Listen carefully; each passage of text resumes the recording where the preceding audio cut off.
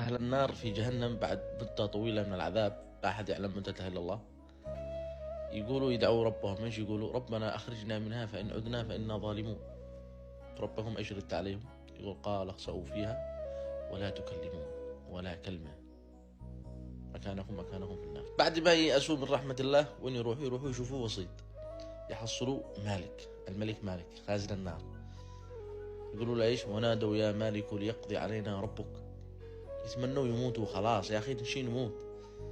فايش يرد عليهم مالك؟ قال إنكم ماكثون، جالسين ما بش كلام. وقتها يعرفوا انه خلاص، انه ما بش خرجه من جهنم، عذاب خالدا مخلدا للأبد. يحصلوا خزنة الملائكة يطلبوا منهم طلب يكشعر منها البدن. ايش الطلب هذا؟ وقال الذين في النار لخزنة جهنم ادعوا ربكم يخفف عنا يوما من العذاب، يوم واحد بس. ايش ردوا عليهم خزنة الملائكة؟